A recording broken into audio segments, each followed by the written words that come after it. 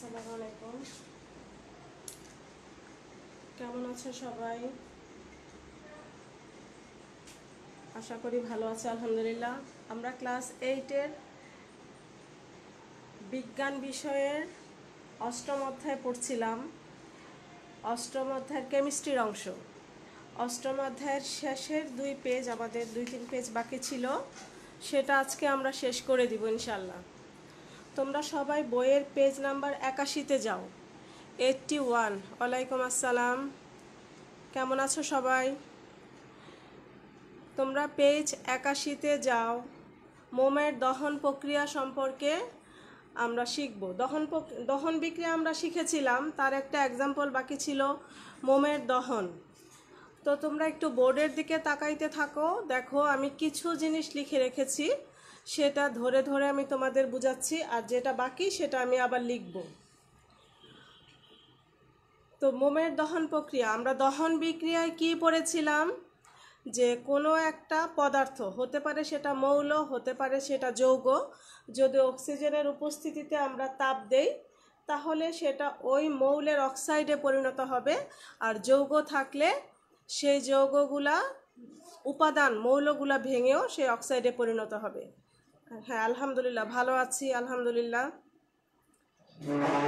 তো এখন দেখো, এখানে মোমটা আসলে কি? মোম হলো একটা হাইড্রোকার্বন। এখন প্রশ্ন করতে পারো যে হাইড্রোকার্বন কি? আচ্ছা, হাইড্রোকার্বন কি শুধু তোমাদের অল্প একটু বলবো, বেশি বলবো না, কারণ এটা 9-10-এর টপিক হাইড্রোকার্বনটা। তখন তোমরা ওখানে গেলে ওখানে পড়বে।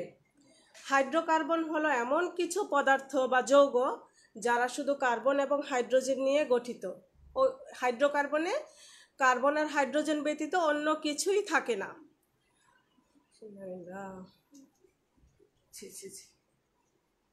আচ্ছা, কার্বন আর হাইড্রোজেন ছাড়া অন্য কিছুই থাকে না। তো এখন দেখো, এখানে মোমের মধ্যে কার্বন আর হাইড্রোজেন ছাড়া কিছুই নাই। যদি আমরা অক্সিজেনের উপস্থিতিতে দহন করি তাহলে এই অক্সিজেনের সাথে দেখো মোমের মধ্যে কার্বন আছে, হাইড্রোজেন আছে। তো কার্বন থেকে অক্সিজেন মিলে হলো কার্বন ডাইঅক্সাইড, আর হাইড্রোজেন থেকে হলো পানি। আর মোম জ্বালালে আমরা কি পাই? তাপ পাই, আলো পাই। তাহলে তাপও পাচ্ছি, আলোও পাচ্ছি। তাহলে মোমের দহনে আমরা কি কি পাচ্ছি? কার্বন ডাইঅক্সাইড পাচ্ছি, পানি মানে জলীয় বাষ্প, এগুলো সবই গ্যাসীয় উপাদান। সেই জন্য মোম যখন জ্বলে তুমি পানিকে চোখে দেখতে পাও না। তো এখানে আমরা কার্বন ডাইঅক্সাইড, গ্যাস, জলীয় বাষ্প, তাপ, আলো, এই 4টা উপাদান পাচ্ছি। আচ্ছা, এখন আসো প্রতিস্থাপন বিক্রিয়া।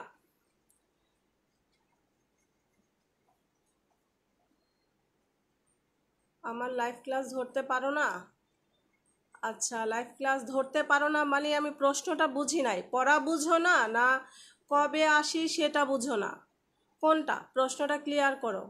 আমি পড়াই যেটা সেটা বুঝো না, নাকি আমাকে কখন আসি সেটা জানতে পারো না?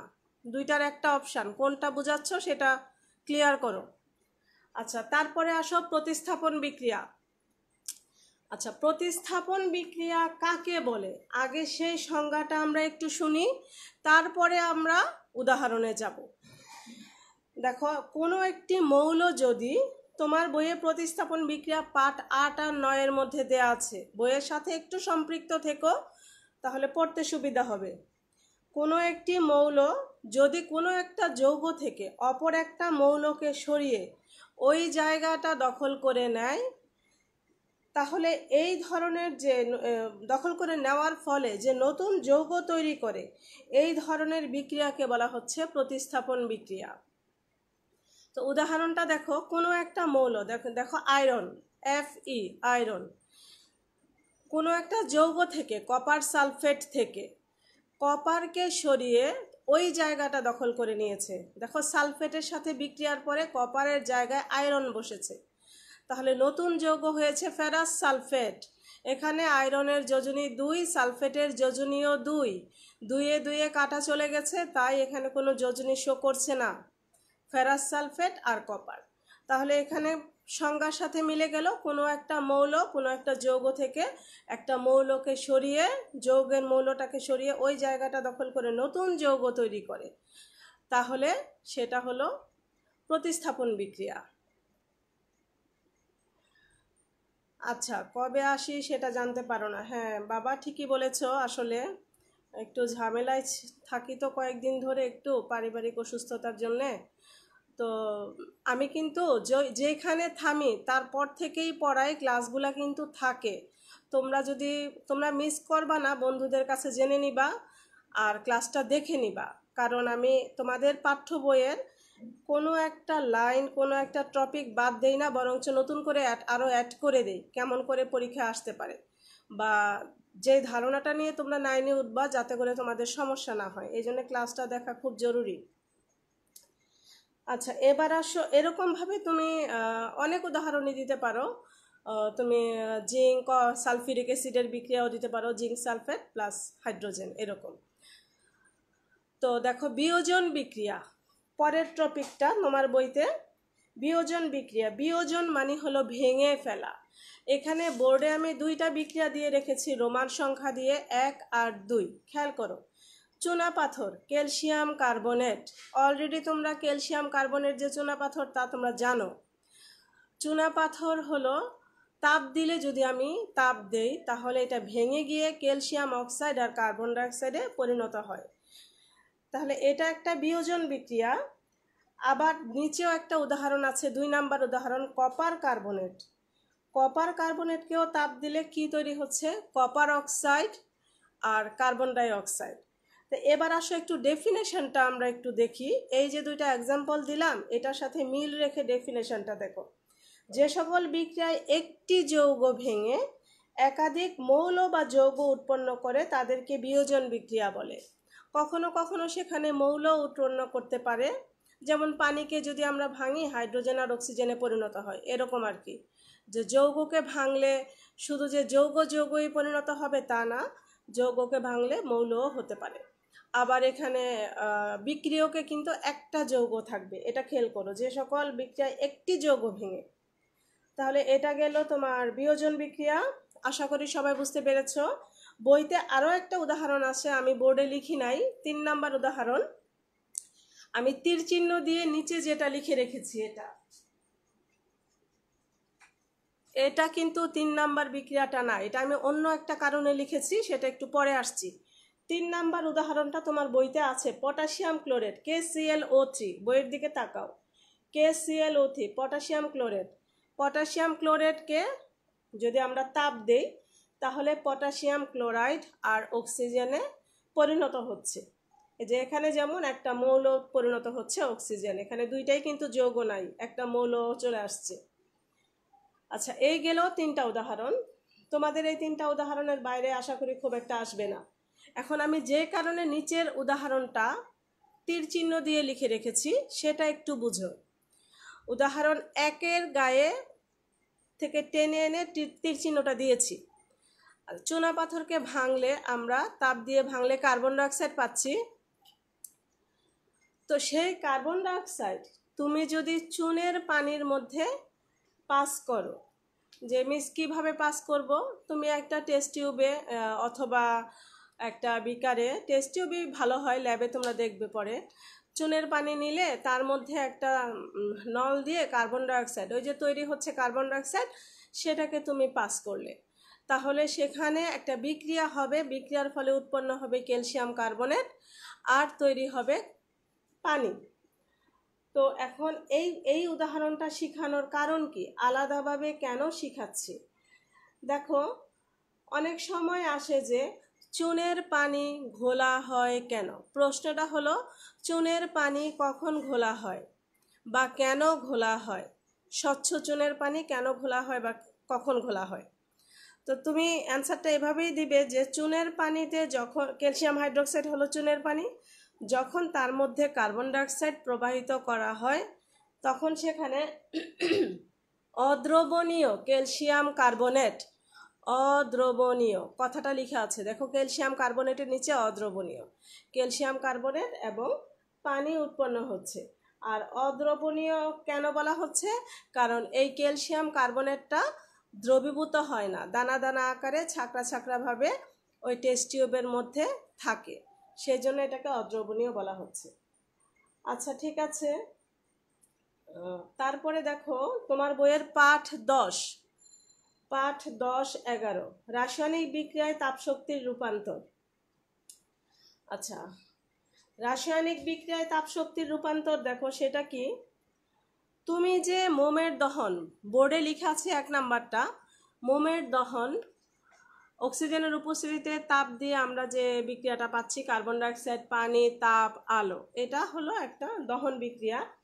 তো আমি শিখাচ্ছি তাপশক্তির রূপান্তর, রাসায়নিক বিক্রিয়া তাপশক্তির রূপান্তর। এই যে তোমার মোমটা ছিল, মোমটা জ্বলে গেল, দহন বিক্রিয়া হওয়ার পরে এটা 4টা উপাদানে পরিণত হলো। আসলে মোম ছিল একটা রাসায়নিক বস্তু, রাসায়নিক শক্তি সেখানে ছিল, তো সেটা পরিণত হয়ে গেল তাপ আর আলোক শক্তিতে। তাহলে রাসায়নিক শক্তিটা কিসে পরিণত হলো? তাপ শক্তি, আলোক শক্তি। তাহলে এটা একটা শক্তির রূপান্তর, মানে তাপ শক্তির রূপান্তর হয়ে গেল। আবার তুমি যে গ্যাসের চুলায় আমরা যে রান্না করি, সেখানেও যে সঞ্চিত শক্তিটা গ্যাসের মধ্যে থাকে, গ্যাস হলো আসলে একটা হাইড্রোকার্বন, সেটাও একটু জেনে রাখো। গ্যাস হাইড্রোকার্বন, যেটা দিয়ে আমরা রান্না করি, প্রাকৃতিক গ্যাস, সেটার নাম হলো মিথেন, CH4, মিথেন।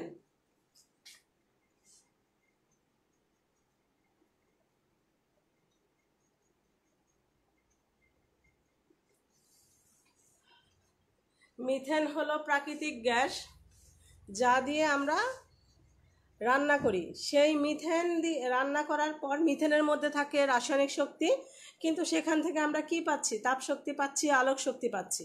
তাহলে এখানেও দেখা যাচ্ছে রাসায়নিক শক্তিটা তাপ শক্তি এবং আলোক শক্তিতে রূপান্তরিত হয়ে গেছে।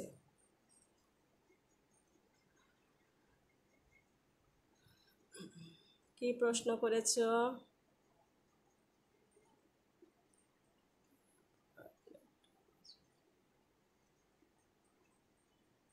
আচ্ছা, অ্যামোনিয়ামের আমাকে প্রশ্ন করেছো যে যৌগমূলকের উপরে যে প্লাস বা +2 বা -2 এই টাইপের যে চিহ্নগুলা, প্লাস বা মাইনাস চিহ্নগুলা থাকে, এগুলো কি?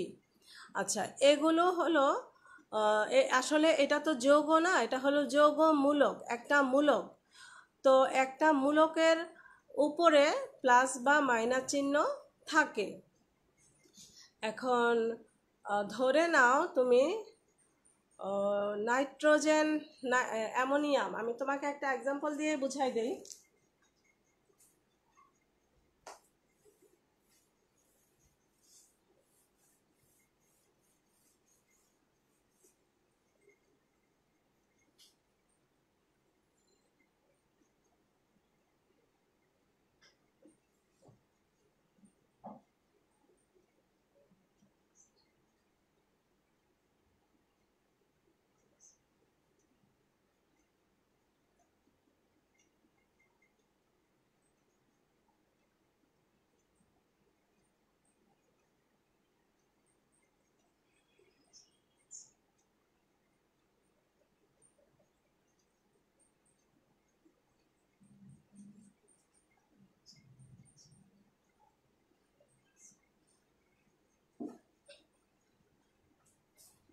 আচ্ছা, একটু খেয়াল করো, এটা এখন তোমরা খুব একটা বুঝবে না, তবুও যতটুকু বোঝা দরকার আমি এতটুকু তোমার প্রশ্নের অ্যান্সারটা দিয়ে দিচ্ছি।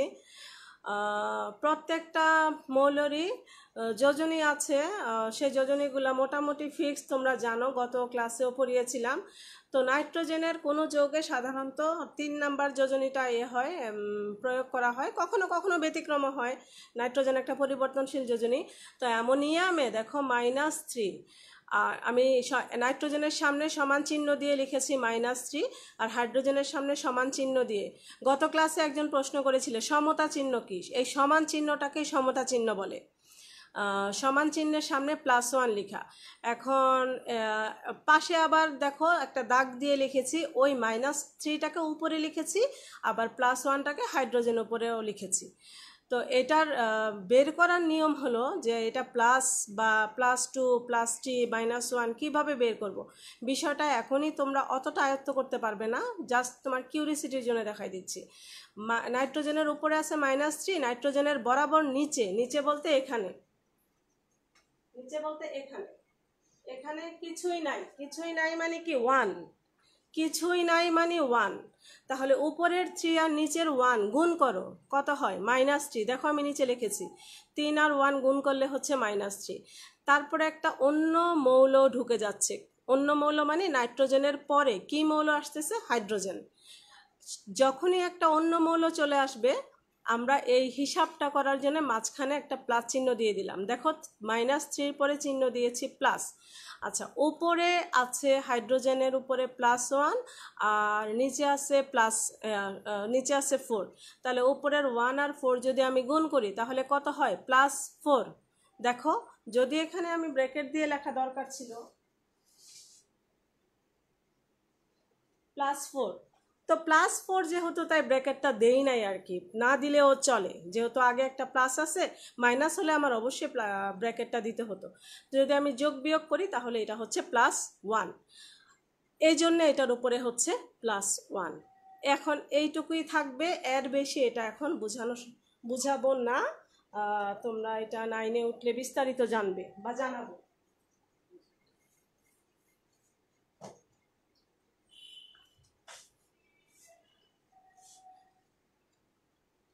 আচ্ছা, এখন আসো তোমার বইয়ের পৃষ্ঠা নাম্বার 83-তে যাও, একটু 83-তে যাও।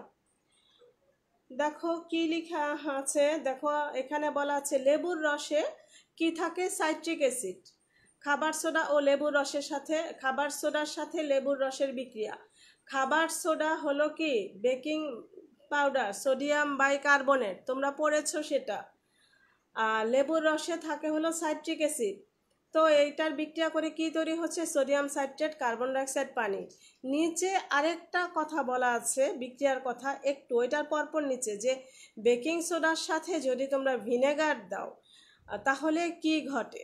আচ্ছা, বেকিং সোডার সাথে ভিনেগারের বিক্রিয়াটা আমি লিখছি, তারপরে তোমাদেরকে আমি বুঝাচ্ছি। পরপর আমি 2টা বিক্রিয়া 3টা বিক্রিয়া লিখবো, তোমরাও লিখতে থাকো, তারপর বুঝাচ্ছি।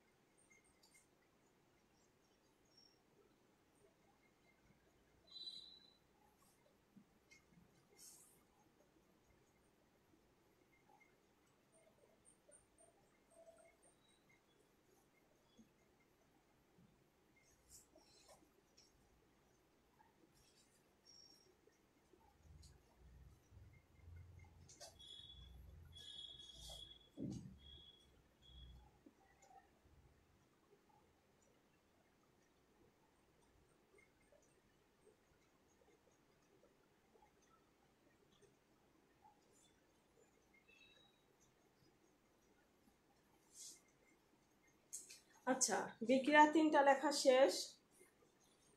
এবার তোমরা দেখো একটা একটা করে।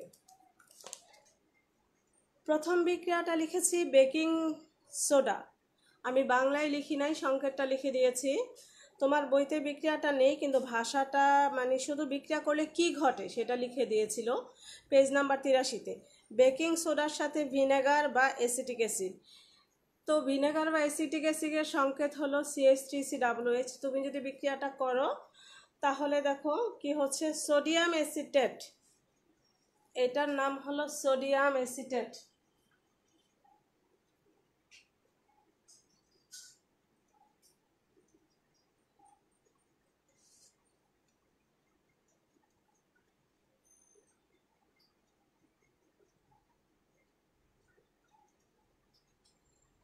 সোডিয়াম অ্যাসিটেট তৈরি হচ্ছে কার্বন ডাইঅক্সাইড আর পানি। ঠিক অনুরূপভাবে ক্যালসিয়াম অক্সাইড আর ভিনেগার বা অ্যাসিটিক অ্যাসিড যদি বিক্রিয়া করো তাহলে তৈরি হচ্ছে ক্যালসিয়াম অ্যাসিটেট আর পানি। এখন একটু বোঝার বিষয় এখানে দেখো, এইটুকু হলো অ্যাসিটেট CH3COO, CH3COO পর্যন্ত হলো অ্যাসিটেট মূলক। এখন এখানে দেখো ব্র্যাকেটও নাই বা কোনো সামনে কোনো সংখ্যাও নাই, কিন্তু এখানে একটা ব্র্যাকেট দিয়ে সামনে 2 আছে। এটা কেন? এটাও তো অ্যাসিটেট, এটাও অ্যাসিটেট। সোডিয়াম একটা ধাতু, ক্যালসিয়ামও একটা ধাতু, প্রায় তো সিমিলার যৌগ। তাহলে এখানে 2 আছে, এখানে নেই কেন? এটা ঠিক যোজনীর জন্য। সোডিয়ামের যোজনী 1, তাই সামনে কিছু নেই, আর ক্যালসিয়ামের যোজনী 2, তাই অ্যাসিটেটের সামনে ব্র্যাকেট দিয়ে হোল 2টা লেখা হয়েছে, কারণ অ্যাসিটেট হলো 1, একের জন্য ক্যালসিয়ামের সামনে কিছু দেওয়া লাগে নাই। যখনই যোজনী 1 হবে তখন কিছু না দিলেও চলবে, বা না দিলে সেটা একই বোঝায়। আচ্ছা, তারপরে আসো, যদি আমরা এবার চুনের সাথে পানি যুক্ত করি তাহলে অনেক সময় না, সব সময় তোমরা খেয়াল করেছো কিনা, চুন যখন পানিতে ভিজানো হয় তখন এটা বুদবুদ করে একটা বুদবুদ উঠতে থাকে আর পানিটা প্রচণ্ড গরম হয়ে যায়। এটা কেন ঘটে দেখো, ক্যালসিয়াম অক্সাইড হলো চুন, তুমি চুনটা পানিতে ভিজালে, তো পানিতে ভিজায়ে তুমি কিছুক্ষণ রেখে দিলে দেখবে যে পানিটা ফুটতেছে, টকবক করে ফুটতেছে এবং সেখানে প্রচুর তাপ উৎপন্ন হচ্ছে। এটা হলো একটা তাপ উৎপাদী বিক্রিয়া। হ্যাঁ, বলতে পারো ম্যাডাম তাপ উৎপাদী বিক্রিয়া কি? তাপ উৎপাদী বিক্রিয়া হলো ওই টাইপের বিক্রিয়া যেই বিক্রিয়া কমপ্লিট হওয়ার সময় নতুন যৌগও তৈরি হবে এবং সাথে কিছু তাপও তৈরি হবে বা উৎপন্ন হবে। এই ধরনের বিক্রিয়াকে বলা হচ্ছে তাপ উৎপাদী বিক্রিয়া। তো এরকম চুনে যদি আমি পানি যুক্ত করি তাহলে ক্যালসিয়াম হাইড্রোক্সাইড তৈরি হচ্ছে আর সাথে প্রচুর তাপ উৎপন্ন হচ্ছে, তাই এটা একটা তাপ উৎপাদী বিক্রিয়া। আচ্ছা, এবার আমরা পাঠ 12 থেকে 14 যেটা, ওইটাতে চলে যাচ্ছি। শুষ্ক কোষ খুব ইম্পর্টেন্ট, তোমাদের বোর্ড পরীক্ষার জন্য খুব ইম্পর্টেন্ট, শুষ্ক কোষ বা ড্রাই সেল আর হলো তড়িৎ বিশ্লেষণ। এই দুইটা টপিক হয়ে গেলেই আমাদের কেমিস্ট্রি সিলেবাসটা শেষ। তোমাদের 8-এ যত কয়টা কেমিস্ট্রির চ্যাপ্টার ছিল তত কয়টা চ্যাপ্টার আমার আলহামদুলিল্লাহ আজকে শেষ হয়ে যাবে। এখন আমরা শুষ্ক কোষ বা ড্রাই সেলে চলে যাব। আমি আগে ছবিটা আঁকাবো, তারপরে আমি তোমাদের বুঝাবো, তোমরাও আঁকো।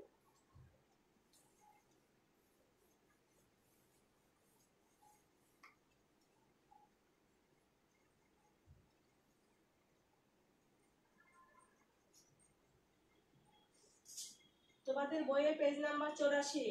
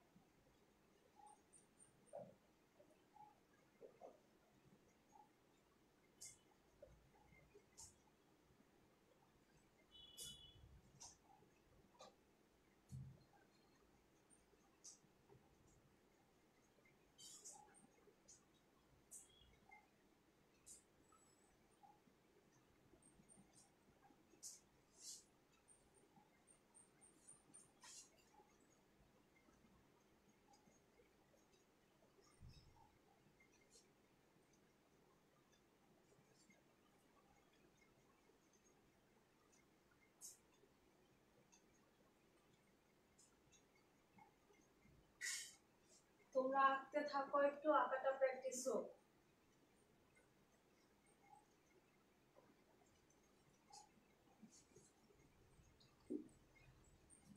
আচ্ছা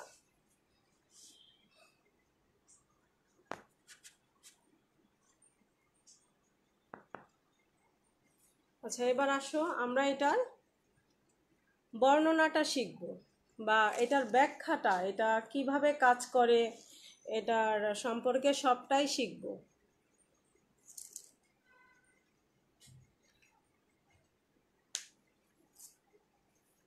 আচ্ছা আসো, দেখো শুষ্ক কোষ, পেজ নাম্বার 84-তে যাও। Page number 84, dry sell. তো ড্রাই সেল তোমরা সবাই দেখো, আমরা বাসাবাড়ির ঘড়িতে, আমরা দেয়াল ঘড়িতে যে ব্যাটারিগুলো ব্যবহার করি, সেটা একটা ড্রাই সেল বা শুষ্ক কোষ। সেই ব্যাটারি সম্পর্কে আমরা সবাই কম বেশি পরিচিত। খেয়াল করো, ব্যাটারির একটা মাথায় প্লাস চিহ্ন থাকে, একটা মাথায় মাইনাস চিহ্ন থাকে, এরকম দেয়া থাকে, আমরা সেটা দেখেছি। তো এখন দেখো সেটার বর্ণনাটা আগে পড়ি, গঠনটা। বইয়ের দিকে একটু তাকাও 84 পেজে, আর ছবিটার দিকে তাকাও। পাত্রটা হলো পুরা চতুর্দিকের বাউন্ডারিটা হলো দস্তার তৈরি, দস্তা মানে জিঙ্ক, জিঙ্কের তৈরি, তীর চিহ্ন দিয়ে দেয়া আছে। এটার মাঝখানে একেবারে মিডলে কালো করে দাগ টেনে দিয়েছি, সেটা হলো কার্বন, কার্বন দণ্ড। এটা কার্বন দণ্ড, আসলে এটা হলো কার্বন দণ্ড, এটা কার্বন দণ্ড। উপরে কার্বন দণ্ডের উপরে একটু বক্স করে দেয়া আছে, সেটা একটা ধাতব টুপি। আর কার্বন দণ্ড আর জিঙ্কের যে দস্তার যে পাত্র, এই দুইটার মাঝখানে একটু গুড়ি গুড়ি করে দাগ টেনে দিয়েছি। সেই দাগগুলা কি? সেই দাগগুলা হলো কিছু যৌগের মিশ্রণ। যেমন সেখানে আছে অ্যামোনিয়াম ক্লোরাইড, কয়লার গুঁড়া, কয়লাই হলো কার্বন। কয়লার প্রতীক যদি বলো তাহলে সেটা আমরা কার্বন দিয়েই বুঝাই। তাহলে কয়লার গুঁড়া আর ম্যাঙ্গানিজ ডাইঅক্সাইড, এগুলার মধ্যে আমরা অল্প কিছু পানি যুক্ত করে, পানি প্লাস পানি, অল্প কিছু পানি যুক্ত করে একটা ঘন পেস্ট তৈরি করব। পেস্ট তৈরি করে সেটা আমরা এই দস্তার পাত্রের মধ্যে ঢেলে দিব। আর কার্বন দণ্ড আর দস্তার পাত্রের মাঝখানে থাকবে। কার্বন দণ্ডটা অবশ্য একেবারে নিচ পর্যন্ত থাকবে না, হ্যাঁ, উপরে একটু, দস্তার পাত্র থেকে একটু উপরে, দেখো ছবিতে দেয়া আছে, একটু উপরে আছে। এরপর আমরা পুরা পাত্রটাকে একটা কাগজের মোড়ক দিয়ে ঢেকে দিব। নিশ্চয়ই তোমরা দেখো বাজার থেকে যখন ব্যাটারিটা কেনা হয়, এটার উপরে একটা কাগজের মোড়ক থাকে, যেখানে কত ভোল্ট কত কি এগুলা লেখা থাকে। এখন দেখো কোনটা অ্যানোড আর কোনটা ক্যাথোড হিসাবে কাজ করছে। আমি উপরে একটা প্লাস চিহ্ন দিয়ে রেখেছি, প্লাস, এটার মানে কি? আবার দস্তার পাত্রের সাথে ব্র্যাকেটে একটা মাইনাস চিহ্ন দিয়ে রেখেছি, এটার মানে কি? ওয়ালাইকুম আসসালাম, কেমন আছো? তো দেখো সেটার এই দুইটার মানে বুঝাই। কার্বন দণ্ডের উপরে যে একটা প্লাস চিহ্ন দেওয়া আছে, সেখানে কার্বন দণ্ডটা আসলে এখানে কার্বন দণ্ডটা এখানে ধনাত্মক তড়িৎদ্বার হিসাবে কাজ করে, সেই জন্য এটা এখানে প্লাস চিহ্ন দেওয়া। আর দস্তার পাত্রটা হলো ঋণাত্মক তড়িৎদ্বার হিসাবে কাজ করছে, তাই সেখানে মাইনাস চিহ্ন দেওয়া। এখন প্রশ্ন করতে পারো, মিস তড়িৎদ্বার কি? আপনি যে বলছেন ঋণাত্মক তড়িৎদ্বার, আবার বলছে ধনাত্মক তড়িৎদ্বার, এই দুইটা তড়িৎদ্বার কি? তড়িৎদ্বার বলতে কি বুঝি? তড়িৎদ্বার হলো ধাতুর তৈরি দণ্ড, যা কিনা বিদ্যুৎ পরিবহন করতে সক্ষম। শুধুমাত্র কার্বনটা ধাতু না, কিন্তু তারপরেও কার্বনের আরেকটা প্রতিরূপ হলো গ্রাফাইট, একই কথা, যা কিনা বিদ্যুৎ পরিবহন করে। আর দস্তা হলো ধাতু।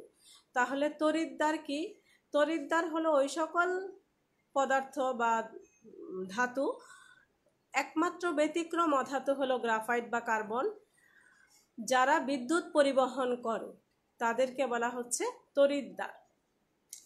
তো এখানে কার্বন দণ্ডকে আমরা ধনাত্মক তড়িৎদ্বার, আর দস্তার চোঙকে ঋণাত্মক তড়িৎদ্বার হিসাবে আখ্যায়িত করছি বা বলছে। এখন কিভাবে কাজ করে, পাশের ছবিটা দেখো, একটা শুষ্ক কোষের বর্তনী দেয়া আছে, শুষ্ক কোষের বর্তনী 85 পেজে। তো দেখো একটা ব্যাটারির ছবি দেয়া, ব্যাটারিটার মধ্যে প্লাস চিহ্ন দেওয়া এরকম, ধরো যে এরকম, এটা একটা ব্যাটারি, এর পাশে একটা প্লাস চিহ্ন, এটা মাইনাস চিহ্ন। হ্যাঁ, তো তুমি একটা তার দিয়ে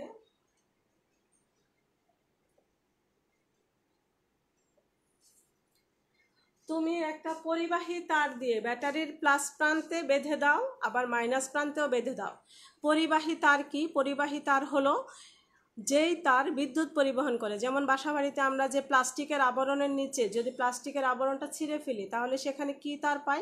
একটা সোনালী কালারের একটা তার দেখতে পাই, যেটা কপার।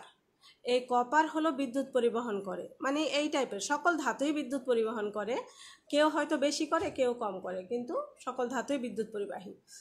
তো এখন এরকম ধাতব ধাতব তার দিয়ে যুক্ত করে দিলাম। কার সাথে? তোমরা দেখতে পাচ্ছ একটা বাল্ব, একটা বৈদ্যুতিক বাল্ব, ছোট একটা বাল্ব আমরা লাগিয়ে দিয়েছি। বাল্বের নিচেও দুইটা মাথা থাকে, ওই দুইটা মাথা, বাল্বের নিচেও এরকম দুইটা জায়গা থাকে, ওই তার দুইটাকেও আমরা সেখানে লাগাই দিলাম।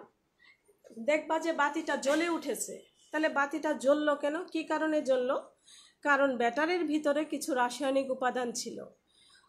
তুমি দেখেছো ammonium chloride, manganese dioxide, carbon, এগুলার বিভিন্ন রাসায়নিক পদার্থ ছিল। আবার জিঙ্ক আছে, জিঙ্কের পাত্র আছে, সেখানে ইলেকট্রনের আদান প্রদান ঘটে। এই ধরনের রাসায়নিক শক্তিটাই পরে আলোক শক্তিতে রূপান্তরিত হয়ে গেছে। আচ্ছা, পরে আলোক শক্তিতে রূপান্তরিত হয়ে গেছে। তো এখানে এভাবেই আমরা শুষ্ক কোষের মাধ্যমে আমরা আলোক শক্তি পেয়ে থাকি। এটা হলো কার্যপ্রণালী। আর প্রথমটা ছিল গঠন। এখন আসো লাস্ট টপিক। আচ্ছা, তড়িৎ বিশ্লেষণ খুব ইম্পর্টেন্ট। তড়িৎ বিশ্লেষণ, এই দুইটা টপিক দুইটাই ইম্পর্টেন্ট। তড়িৎ বিশ্লেষণটা একটু ভালো করে একটু দেখবে, কারণ তোমরা যখন 9-এ উঠে যাবে, এই তড়িৎ বিশ্লেষণের উপরে অনেকগুলো চ্যাপ্টার।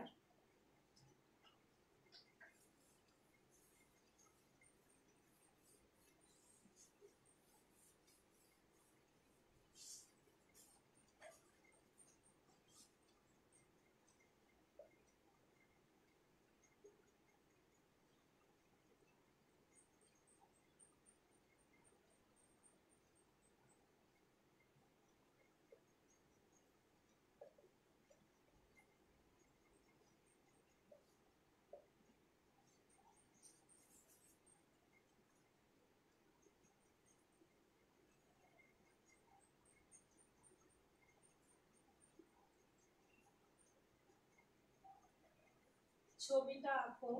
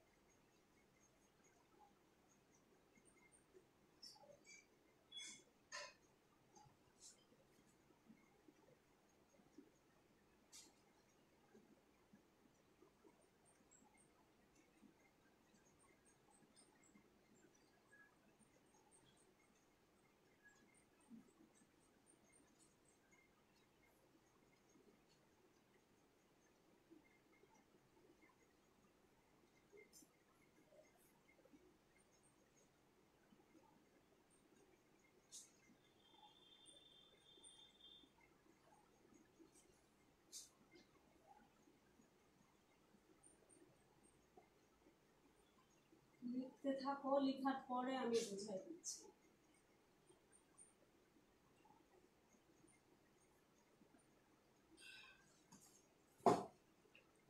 আচ্ছা, আশা করি লেখা শেষ হয়ে যাচ্ছে, একটু তাড়াতাড়ি করবে।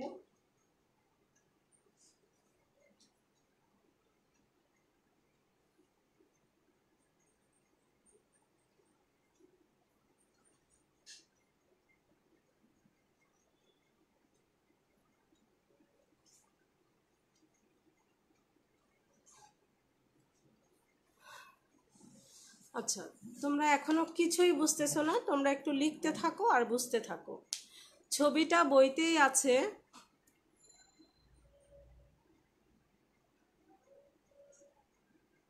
এতক্ষণ আমি কথা বলি নাই, তাই শব্দ পাও নাই। এতক্ষণ আমি শুধু কাজ করছিলাম, এখন আমি কথা বলবো, এখন শব্দ পাবে।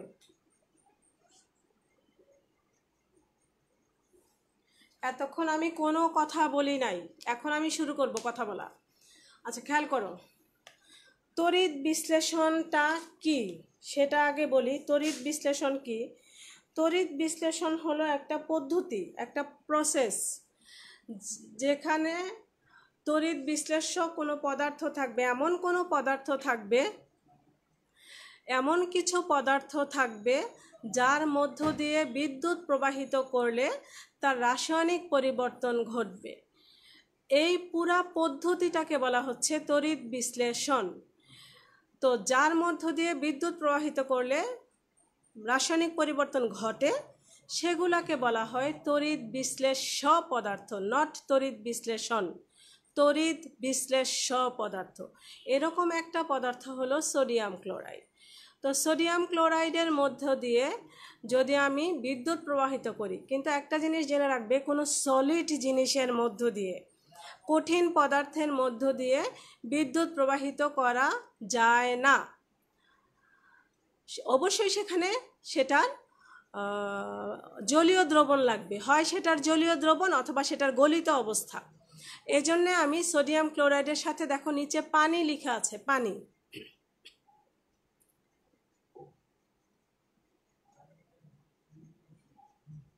তোমরা যদি গল্প করো তবে এই টপিকটা বোঝা যাবে না, এটা খুবই ক্রিটিক্যাল একটা টপিক। আর এটার উপরে তোমাদের 9-10-এ বেশ কয়েকটা অধ্যায় আছে, একটা অধ্যায় না, বেশ কয়েকটা অধ্যায়। তো তুমি যদি এটা এখন না শিখে যাও, তাহলে ওখানে গিয়ে 9-এ যখন টিচার পড়াবে, তখন তো বলবে যে এই টপিকটা সম্পর্কে তোমরা ক্লাস 8-এ কিছুটা জানো, আর তুমি যদি এখন না জেনে যাও তখন তো তুমি কিছুই বুঝবে না। তাই একটু মনোযোগ দাও। দেখো, সোডিয়াম ক্লোরাইড আর পানিকে আমরা কেন দিলাম? কারণ সোডিয়াম ক্লোরাইডের মধ্যে দিলে বিদ্যুৎ প্রবাহিত হবে না, কারণ সলিড পদার্থে বিদ্যুৎ প্রবাহিত হয় না। আগে একটু ছবিটার ধারণা দিই। দেখো, একটা পাত্র, বাহিরে একটা পাত্র, তার মধ্যে দুইটা দণ্ড দাঁড় করানো আছে।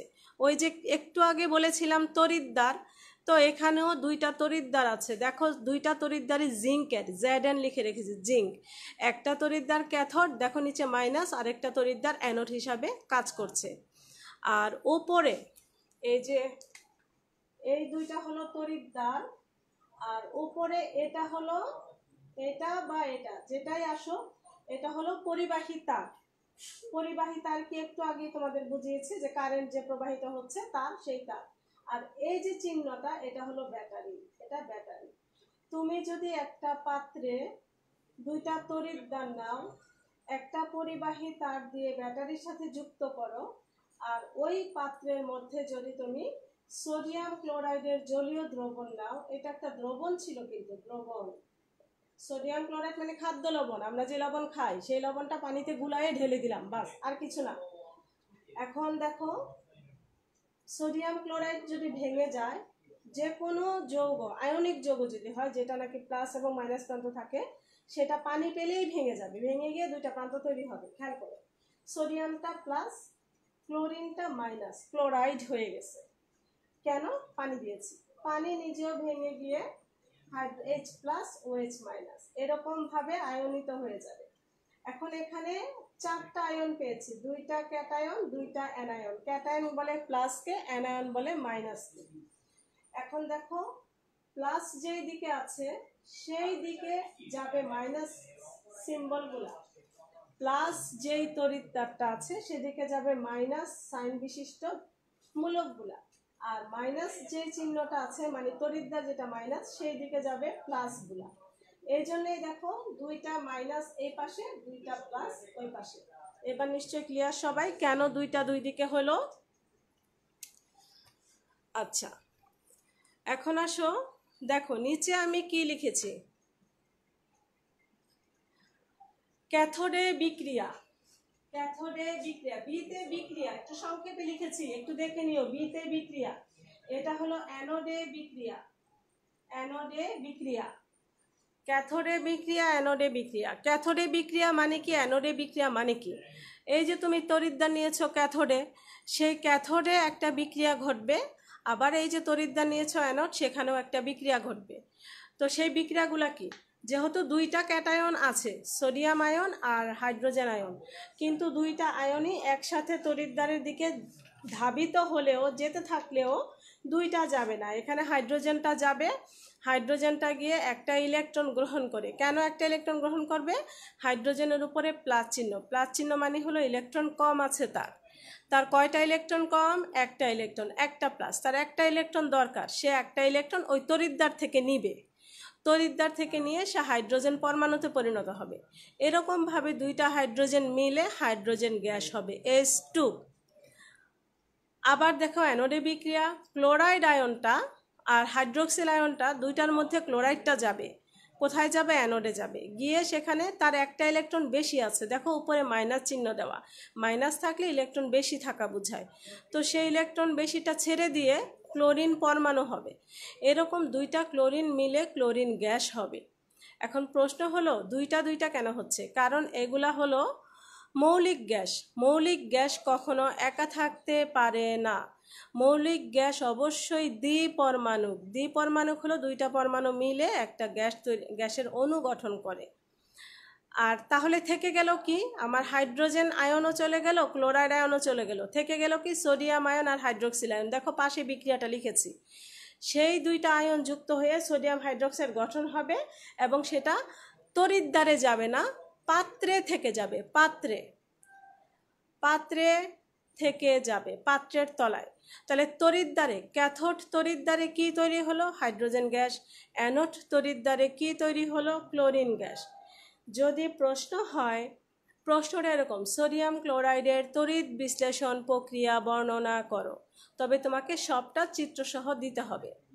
আশা করি সবাই বুঝেছ, না বোঝার কোনো কারণ নাই, আমি খুব ভেঙে ভেঙে বুঝিয়েছি। তাহলে তোমাদের কেমিস্ট্রি সিলেবাসটা আমি কমপ্লিট করে দিলাম। ইনশাল্লাহ তোমরা এবার পারবে। খাতাগুলা রিভিশনে রেখো, বইটার সাথে সংযুক্ত থেকো, গাইডের সৃজনশীলগুলো আলোচনা করো, কারণ এইগুলার উপরে ভিত্তি করে কিছু কিছু সৃজনশীল এক্সট্রা দেয়া আছে। এখন তোমরা পারবে, যেহেতু তোমাদের বেসিকটা আয়ত্ত করা হয়ে গেছে। তাই আমি হয়তো তোমাদের সাথে আর ক্লাস নিব না, কারণ আমার সিলেবাস শেষ, কেমিস্ট্রির অংশটা আমার সম্পূর্ণই পড়ানো শেষ। তো দেখা হবে ইনশাল্লাহ কখনো, কোনো সময় কোনো প্রয়োজন হলে তোমরা আমাকে কমেন্ট করো, আমি সমস্যা সমাধান করার চেষ্টা করব। ঠিক আছে, সবাই ভালো থেকো, আল্লাহ হাফেজ।